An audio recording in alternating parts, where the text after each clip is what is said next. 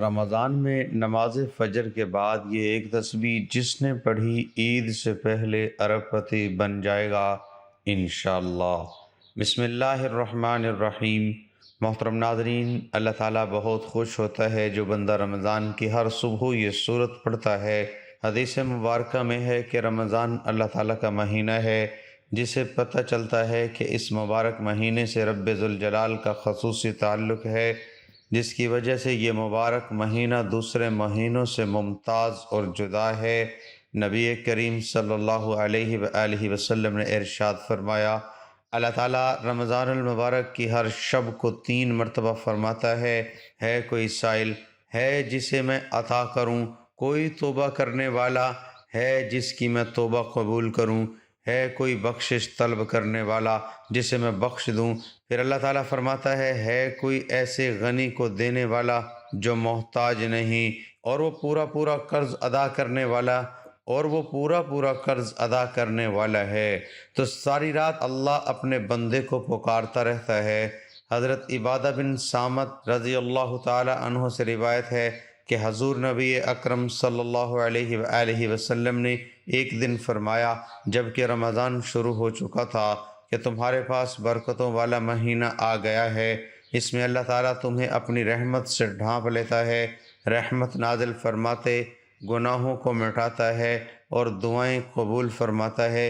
اس مہینے میں اللہ تعالیٰ تمہارے دلوں پر نظر فرماتے ہیں اور تمہاری وجہ سے اپنے فرشتوں کے سامنے فخر فرماتے۔ پس بدبخت وہ شخص جو اس ماہ میں اللہ تعالیٰ کی رحمت سے محروم رہا۔ حدیث پاک کا مفہوم ہے کہ بد نصیب ہے وہ شخص جو رمضان کا مہینہ پائے اور اپنی مغفرت نہ کروا سکے۔ اللہ رب العزت وہ عظیم ذات ہے جس کی رحمت اور مغفرت کے دروازے ہر وقت ہر ایک کے لیے کھلے رہتے ہیں۔ وہ رحمان و رحیم ذات اپنے کمزور اور بے بس مخلوق پر کرم فرمانے، گنہگار بندوں کی خطاؤں کو معاف فرمانے اور انعامات سے نوازنے کے بہانے تلاش کرتی ہے۔ تو جو بندے رات کو اللہ کو یاد کر کے سوتے ہیں، اللہ کے پسندیدہ کام کر کے سوتے ہیں، اللہ پاک اپنے ان بندوں سے بہت زیادہ خوش ہوتے ہیں، بن مانگے انہیں وہ چیز عطا کرتے جو ان کی حاجت ہوتی ہے، جو ان کی ضرورت ہوتی ہے۔ اللہ والو، تو ماہ رمضان کی ہر صبح یا رات جو شخص یہ سورت پڑھے گا اللہ بہت زیادہ خوش ہوگا۔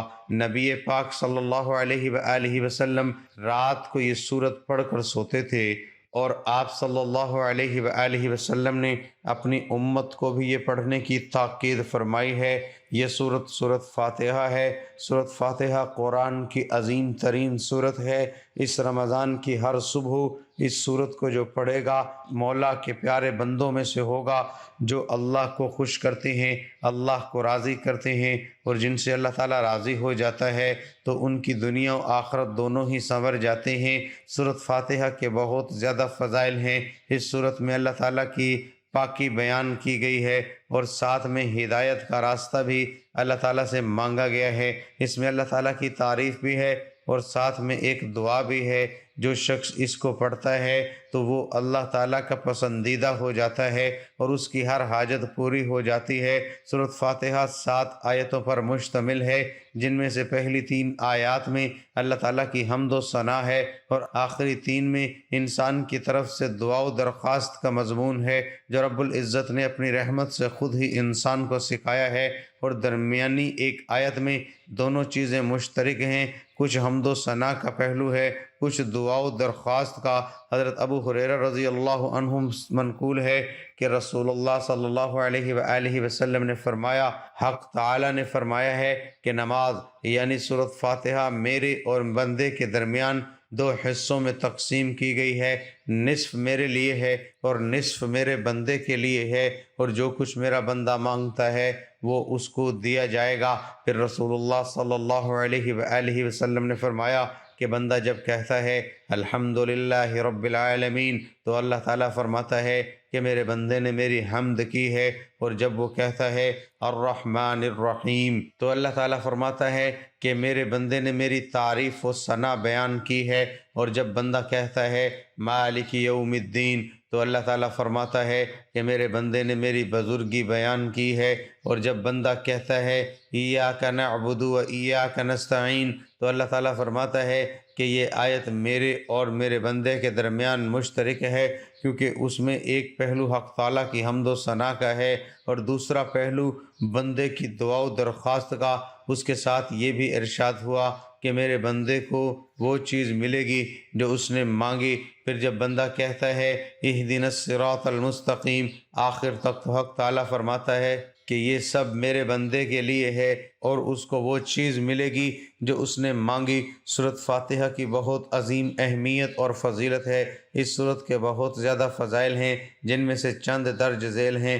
سورۃ فاتحہ نماز کا رکن ہے، چنانچہ سورۃ فاتحہ کے بغیر نماز صحیح ہو ہی نہیں سکتی، جیسا کہ سیدنا عبادہ بن صامت رضی اللہ عنہ سے مروی ہے کہ رسول اللہ صلی اللہ علیہ وآلہ وسلم نے فرمایا اس شخص کی کوئی نماز نہیں جس نے سورۃ فاتحہ نہیں پڑھی۔ سورۃ فاتحہ قرآن کریم کی افضل ترین سورت ہے، چنانچہ امام ترمذی نے حدیث نمبر 2875 کے تحت ایک روایت میں ذکر کی ہے کہ اسے صحیح بھی قرار دیا کہ سیدنا ابو ہریرہ رضی اللہ عنہ کہتے ہیں کہ رسول اللہ صلی اللہ علیہ وآلہ وسلم نے ابی بن کعب رضی اللہ عنہ سے فرمایا کیا آپ یہ پسند کرتے ہیں کہ میں آپ کو ایک ایسی عظیم سورت سکھاؤں؟ اس جیسی سورت تورات، انجیل اور زبور سمیت قرآن مجید میں بھی نازل نہیں ہوئی۔ تو ابی بن کعب نے کہا جی ہاں اللہ کے رسول مجھے سکھائیے۔ تو آپ صلی اللہ علیہ وآلہ وسلم نے فرمایا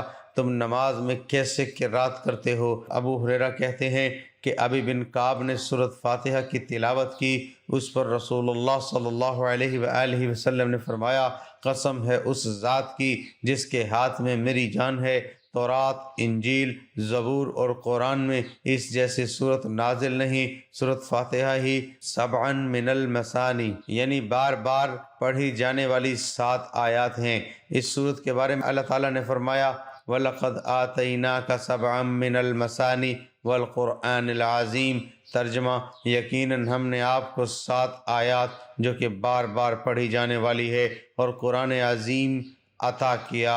اس آیت کی تفسیر میں صحیح بخاری 4474 میں ابو سعید المعلی رضی اللہ عنہ کہتے ہیں کہ رسول اللہ صلی اللہ علیہ وآلہ وسلم نے مجھے فرمایا تمہارے مسجد سے نکلنے سے پہلے تمہیں قرآن کریم کی عظیم ترین سورت ضرور سکھلاؤں گا۔ پھر آپ صلی اللہ علیہ وآلہ وسلم نے میرا ہاتھ پکڑ لیا۔ پھر جب مسجد سے نکلنے کا ارادہ فرمایا تو میں نے عرض کیا اللہ کے رسول کیا آپ نے نہیں فرمایا تھا کہ میں تمہاری مسجد سے نکلنے سے پہلے قرآن کریم کی عظیم ترین سورت ضرور سکھاؤں گا؟ تو آپ صلی اللہ علیہ وآلہ وسلم نے فرمایا وہ عظیم سورت الحمدللہ رب العالمین ہے، اور یہی سورت سبع المثانی بھی ہے اور مجھے دیا گیا قرآن عظیم بھی ہے۔ اس سورت میں اللہ تعالیٰ کی حمد و ثنا اور بزرگی بیان کرنے کو بارگاہ الہی میں وسیلہ بنایا گیا ہے۔ اسی طرح اللہ تعالیٰ کے سامنے اللہ تعالیٰ کی الوحیت اور وحدانیت کو وسیلہ بنا کر سب سے اہم ترین سوال اور کامل ترین مرغوب چیز مانگی گئی، اور وہ ہے ہدایت۔ نبی کریم صلی اللہ علیہ وآلہ وسلم نے فرمایا کہ سورۃ فاتحہ ہر بیماری کی شفا ہے۔ ابن قیم رحمۃ اللہ لکھتے ہیں کہ مجھے طواف وغیرہ کے دوران بعض اوقات ایسا شدید درد اٹھتا کہ میں حرکت نہیں کر سکتا تھا، تو میں ایسی کیفیت میں فوری طور پر سورۃ فاتحہ پڑھ کر درود والی جگہ پر ہاتھ پھیرتا تو درود ایسے رفو ہو جاتا جیسے تھا ہی نہیں۔ میں نے اس چیز کا تجرباتی مشاہدہ کئی بار کیا ہے۔ اسی طرح زمزم کا پیالہ بھر کر اس پر سورۃ فاتحہ پڑھ کر پیتا تو مجھے بہت فائدہ اور توانائی حاصل ہوتی کہ کسی دوا سے اتنی نہیں ملتی تھی۔ سورۃ فاتحہ میں دنیا و آخرت کی ہر قسم کی خیر اور سعادت موجود ہے۔ ابن قیم رحمہ اللہ کہتے ہیں فاتحۃ الکتاب ام القرآن، سبع المثانی، کامل شفا، مؤثر دوا، بہترین دم، خزانوں اور کامیابیوں کی کنجی، جسمانی طاقت کا محافظ، غموں، پریشانیوں، خدشات اور مشکلات کے لیے تریاق سورۃ فاتحہ ہے۔ البتہ یہ تمام چیزیں اس شخص کو حاصل ہوتی ہیں جو سورۃ فاتحہ کا مقام حقیقی انداز میں پہنچائے، سورۃ فاتحہ کے حقوق مکمل ادا کرے، بیماری سے شفا یابی کے لیے مناسب اور موزوں طریقہ اپنائے اور اس راز کو حاصل کر لے جس کی وجہ سے اس سورت کو اتنا بڑا مقام دیا گیا ہے۔ یہی وجہ ہے کہ یہ تمام چیزیں جب چند صحابہ کرام میں مکمل تھی تو بچھو اور سانپ کے ڈسے ہوئے شخص کو صحابہ کرام نے سورۃ فاتحہ سے دم کیا تو اسے فوری طور پر شفا حاصل ہو گئی۔ اس لیے نبی صلی اللہ علیہ وآلہ وسلم نے اس صحابی سے پوچھا، آپ کو کیسے معلوم ہوا کہ سورۃ فاتحہ دم بھی ہے؟ اگر کسی کو توفیق ملے، نور بصیرت سے اتنی مدد حاصل ہو کہ وہ اس سورت کے رازوں سے پردہ اٹھا سکے اور سمجھ سکے کہ اس سورت میں عقیدہ توحید، ذات باری تعالیٰ، اسماء و صفات اور افعال الحیہ، شریعت، تقدیر اور آخرت کا ثبوت، خالص توحید، ربوبیت، الوہیت، اللہ تعالیٰ پر کامل توکل، ہر معاملہ کامل اختیار رکھنے والی ذات باری تعالیٰ کے سپرد کرنا کہ جس کے لیے تمام تعریفیں ہیں اور اسی کے ہاتھ میں ہر قسم کی خیر ہے، بلکہ تمام معاملات اسی کے سپرد ہیں۔ اس صورت میں دونوں جہانوں میں سعادت کی بنیاد یعنی صرف اللہ تعالیٰ کے سامنے عرضی گزاری بھی ہے۔ ہدایت کے مفہوم کو دونوں جہانوں میں حصول فوائد اور نقصانات سے بچاؤ کے لیے کیسے عملی جامہ پہنا سکتے ہیں۔ اس صورت سے ہمیں یہ بھی پتہ چلتا ہے کہ ہر طرح کی کامل اور مطلق کامیابی اسی ہدایت کے ملنے سے منسلک ہے۔ جسے یہ تمام باتیں معلوم ہو جاتی تو اسے بہت سی ادویات اور دم کرنے کی ضروریات نہیں رہتی۔ سورۃ فاتحہ کے ذریعے انسان ہر خیر و برکت کے دروازے کھلوا سکتا ہے، نیز اسی صورت کی بدولت شر اور شر کے اسباب سے بچ بھی سکتا ہے۔ سورۃ فاتحہ ایک دعا ہے بندے کی جانب سے اور قرآن اس کا جواب ہے۔ خدا کی جانب سے بندہ دعا کرتا ہے کہ اے پروردگار میری رہنمائی کر، جواب میں پروردگار پورا قرآن اس کے سامنے رکھ دیتا ہے کہ یہ ہے وہ ہدایت و رہنمائی جس کی درخواست تو نے مجھ سے کی تھی۔ اللہ والو، سورۃ فاتحہ کو ایمان و یقین کے ساتھ پڑھا جائے تو ہر بیماری سے شفا ہوتی ہے۔ اس سورہ کے 30 نام اور بھی مذکورہ ہیں اور شاید قرآن حکیم کی یہی واحد سورت ہے جو اتنے بہت سارے ناموں سے مشہور ہے۔ سورۃ فاتحہ چونکہ اس سورت سے قرآن حکیم کا افتتاح ہوتا ہے اس لیے یہ سورۃ فاتحہ کہلاتی ہے۔ اس کا پورا نام فاتح الکتاب یعنی کتاب کا افتتاح کرنے والی سورہ ہے۔ اس سورت کو افضل القرآن کا نام بھی دیا گیا ہے اور یہ نام اس کی عظمت و رفعت پر دلالت کرتا ہے۔ اس کا ایک نام ام القرآن ہے، ایسے اسے ام القرآن اس لیے کہتے ہیں کہ یہ سورت قرآن حکیم کے تمام مضامین کا نچوڑ ہے اور تمام روحانی عقائد کی بنیاد ہے۔ بعض علماء نے فرمایا کہ سورۃ فاتحہ متن ہے اور پورا قرآن اس متن کی شرح ہے۔ اس سورہ کو الشفا بھی کہا جاتا ہے اور اس کی وجہ یہ ہے کہ یہ سورت مختلف بیماریوں کے لیے وجہ شفا ثابت ہوئی ہے۔ آپ صلی اللہ علیہ وآلہ وسلم کے دور میں ایک مرتبہ کسی شخص کو سانپ نے کاٹ لیا۔ حضرت ابو سعید خدری نے سورۃ فاتحہ پڑھ کر اس شخص پر دم کیا، وہ ٹھیک ہو گیا۔ تفسیر بیضاوی میں ایک حدیث نقل کی گئی ہے جس میں بتایا گیا ہے کہ سورۃ فاتحہ تمام جسمانی بیماریوں کے لیے شفا ہے۔ اس سورت کا ایک نام کافیہ بھی ہے۔ یہ سورت ایک مومن کے لیے ہر اعتبار سے کافی ہے۔ یہ سورت دوسروں کی محتاجی سے روکتی ہے۔ ایک بار حضور صلی اللہ علیہ وآلہ وسلم نے ارشاد فرمایا کہ اگر سورۃ فاتحہ کو ترازو کے ایک پلڑے میں رکھ دیں اور بقیہ تمام قرآن فاتحہ کے علاوہ ترازو کے دوسرے پلڑے میں رکھ دیں تو سورۃ فاتحہ کا وزن 7 قرآنوں کے برابر ہوگا۔ تفسیر بیضاوی، تفسیر عزیزی، اس سورت کا ایک نام کنز بھی ہے۔ حضرت علی رضی اللہ تعالی عنہ ارشاد فرماتے ہیں کہ یہ سورت عرش الہی کے خصوصی خزانوں میں سے عطا کی گئی ہے۔ صوفیاء سے منقول ہے جو کچھ پہلی کتابوں میں تھا وہ سب کلام پاک میں موجود ہے اور جو کچھ قرآن حکیم میں ہے اس کا خلاصہ سورۃ فاتحہ میں ہے اور جو کچھ سورۃ فاتحہ میں ہے، اس کا خلاصہ بسم اللہ میں ہے۔ ناظرین، اگر کسی کی کوئی ایسی جائز مراد جو پوری نہ ہوتی ہو تو ہر نماز کے بعد مسجد میں سر رکھ کر خواتین گھر میں سورۃ فاتحہ اسی طریقے سے پڑھیں۔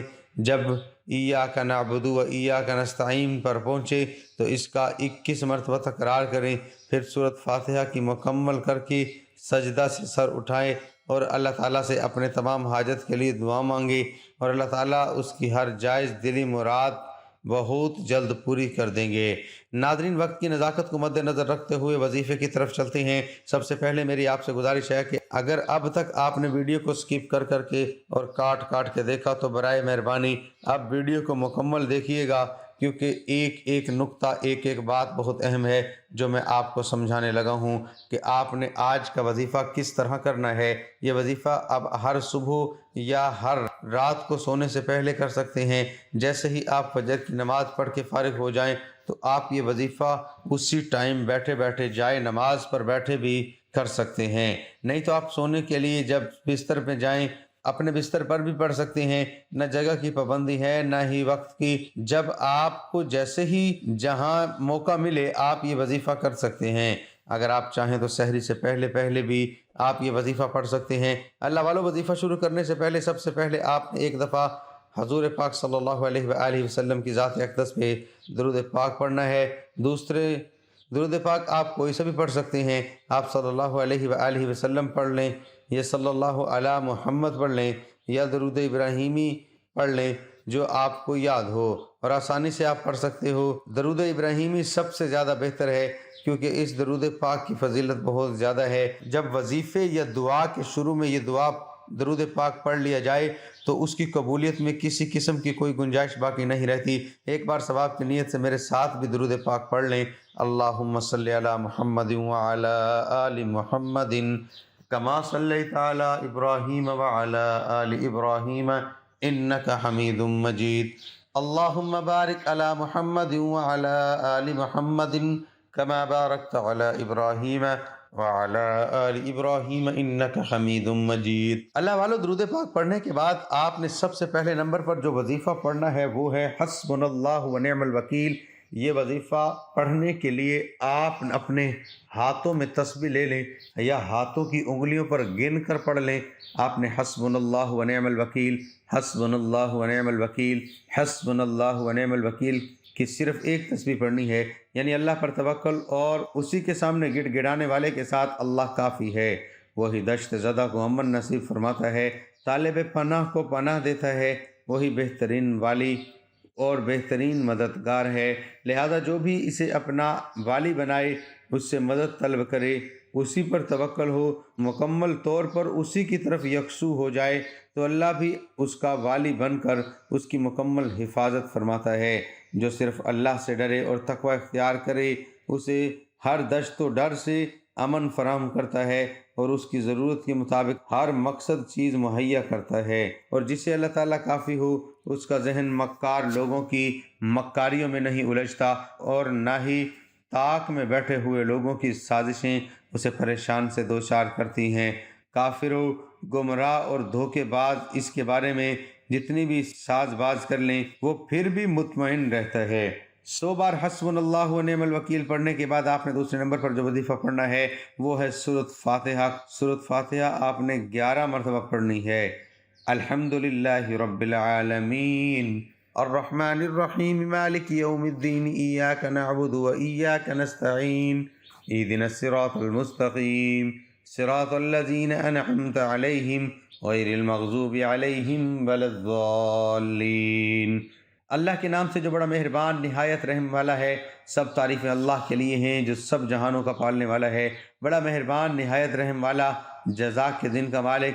ہم تیری ہی عبادت کرتے ہیں اور تجھ ہی سے مدد مانگتے ہیں۔ ہمیں سیدھا راستہ دکھا، ان لوگوں کا راستہ جن پر تو نے انعام کیا، نہ کہ جن پر تیرا غضب نازل ہوا اور وہ گمراہ ہوئے۔ سورۃ فاتحہ 11 بار پڑھنے کے بعد آپ نے سورۃ اخلاص 3 مرتبہ پڑھنی ہے۔ بسم اللہ الرحمن الرحیم قل هو اللہ احد اللہ الصمد لم یلد ولم یولد ولم یکن له کفوا احد۔ کہہ دو وہ اللہ ایک ہے، اللہ بے نیاز ہے، نہ اس کی کوئی اولاد ہے اور نہ وہ کسی کی اولاد ہے اور اس کے برابر کوئی نہیں ہے۔ سورۃ اخلاص 3 مرتبہ پڑھنے کے بعد آپ نے آخر میں وہی درود پاک پڑھنا ہے جو شروع میں پڑھا تھا۔ ناظرین، ایک دفعہ پھر آپ کو عمل کا طریقہ سمجھا دیتا ہوں۔ سب سے پہلے آپ نے درود پاک پڑھنا ہے، اس کے بعد آپ نے حسبنا اللہ و نعم الوکیل کی ایک تسبیح پڑھنی ہے، پھر آپ نے سورۃ فاتحہ 11 مرتبہ پڑھنی ہے، اور اس کے بعد آپ نے سورۃ اخلاص 3 مرتبہ پڑھ کر آخر میں وہی درود پاک پڑھنا ہے جو شروع میں پڑھا تھا۔ اللہ والو، عمل مکمل کرنے کے بعد آپ نے اللہ تعالیٰ سے دعا مانگنی ہے۔ آپ کی جو بھی حاجت ہو، جو بھی آپ کا مقصد ہو، اللہ تعالیٰ کی بارگاہ الہی میں پیش کرنے ہیں۔ اس عمل کی برکت سے آپ اللہ تعالیٰ کے پسندیدہ بندوں میں شامل ہو جائیں گے اور آپ کی دنیا و آخرت دونوں سنور جائیں گی انشاءاللہ۔ اللہ تعالیٰ سے دعا گو ہوں کہ باری تعالیٰ آپ کے ساتھ آسانی اور عافیت والا معاملہ فرمائے۔ دنیاوی زندگی میں انسان مختلف آزمائش اور تکلیف سے گزرتا ہے، لیکن ایک مومن کو ان تمام احوال میں اپنے رب کی فضل کی عطا اور بخشش پر کامل اعتقاد اور ان کے وعدہ رحم و کرم پر کامل یقین رکھنا چاہیے، اور ہمہ وقت اس کے کرم اور اس کی رحمت کا امیدوار رہنا چاہیے۔ اللہ کی ذات سے بدگمانی یا اس کی رحمت سے مایوسی کسی مسلمان کی شان کے لائق نہیں، لہٰذا آپ ان حالات میں اللہ کی ذات پر اعتماد اور توکل رکھیں۔ ان آزمائشوں کو رضائے باقضا سمجھتے ہوئے اللہ کی ذات پر ان پر اجر و ثواب کی امید رکھیں۔ نمازوں کا اہتمام کریں۔ اللہ تعالیٰ سے آپ اپنے احوال کی درستی مانگتے رہیں، استغفار کی کثرت بھی کرتے رہیں، اور جو اتنی استطاعت ہو صدقہ نکالتے رہیں۔ مندرجہ ذیل ورد کثرت سے پڑھیں۔ حسبنا اللہ و نعم الوکیل۔ حدیث شریف میں حضرت ابو ہریرہ رضی اللہ عنہ سے منقول ہے کہ نبی کریم صلی اللہ علیہ وآلہ وسلم نے فرمایا، جب تمہیں کوئی بھاری اور مشکل معاملہ پیش آئے تو حسبنا اللہ و نعم الوکیل پڑھا کرو۔ جب ہم دعا مانگتے ہیں تو اللہ تعالیٰ، حدیث شریف میں حضرت ابو ہریرہ رضی اللہ عنہ سے منقول ہے کہ نبی کریم صلی اللہ علیہ وآلہ وسلم نے فرمایا، جب تمہیں کوئی بھاری اور مشکل معاملہ پیش آ جائے تو حسبنا اللہ و نعم الوکیل پڑھا کرو۔ جب ہم دعا مانگتے ہیں تو اللہ تعالیٰ کے بارے میں یہی عقیدہ و ایمان ہمارے دل و دماغ میں شعوری یا لاشعوری کے طور پر موجود ہوتا ہے، جو الفاظ و کیفیات کی صورت میں دعا سانچے میں ڈھل جاتا ہے۔ اس کی حکمت کو سامنے رکھ کر غور کر لیں کہ جب دعا اس قدر عظیم عقیدت کا اظہار ہے تو کیوں نہ اعلیٰ درجے کی عبادت بلکہ عبادت کا مغز قرار پائے۔ اللہ تعالیٰ کے نزدیک کوئی چیز دعا سے بزرگ تر نہیں۔ دعا مصیبت و بلا کو اترنے نہیں دیتی۔ دعا مسلمانوں کا ہتھیار، دین کا ستون اور آسمان و زمین کا نور ہے۔ دعا کرنے سے گناہ معاف ہوتے ہیں۔ دعا عبادت کا مغز ہے۔ اللہ تعالیٰ دعا کرنے والے کے ساتھ ہوتا ہے۔ جو بلا اتر چکی اور جو نہیں اتری، دعا ان سے نفع دیتی ہے۔ دعا رحمت کی چابی ہے۔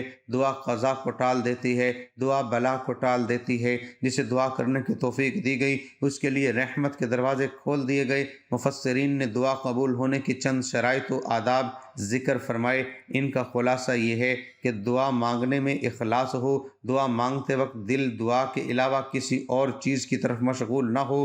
ناجائز و گناہ کی دعا نہ مانگی جائے۔ دعا مانگنے والا اللہ تعالیٰ کی رحمت پر یقین رکھتا ہو۔ اگر دعا کی قبولیت ظاہر نہ ہو، وہ شکایت نہ کرے کہ میں نے دعا مانگی لیکن وہ قبول نہ ہوئی۔ جب ان شرطوں کو پورا کرتے ہوئے دعا کی جاتی ہے تو وہ مقبول ہوتی ہے۔ لیکن یہ ذہن میں رکھیں کہ قبولیت دعا کا اصل معنی بندے کی پکار پر ہے۔ اللہ تعالیٰ کا اسے لبیک عبدی فرمانا یہ ضروری نہیں کہ جو مانگا وہ مل جائے، بلکہ مانگنے پر کچھ ملنے کا ظہور دوسری صورتوں میں بھی ہو سکتا ہے۔ مثلا اس دعا کے مطابق گناہ معاف کر دیے جائیں، یا آخرت میں اس کے لیے ثوابوں کا ذخیرہ کر دیا جائے، یا اصل مانگی ہوئی شے کی جگہ اس سے بہتر چیز عطا کر دی جائے، یا اس دعا میں مانگی ہوئی چیز بندے کی زیادہ ضرورت کے وقت تک مؤخر کر دی جائے۔ ناظرین، آپ سے گزارش ہے کہ اللہ تعالیٰ کے 99 ناموں میں سے ایک نام کمنٹ میں ضرور شیئر کریں۔ مجھے بھی اپنی دعاؤں میں یاد رکھیے گا۔ اللہ تعالیٰ ہم سب کا حامی و ناصر ہو، آمین۔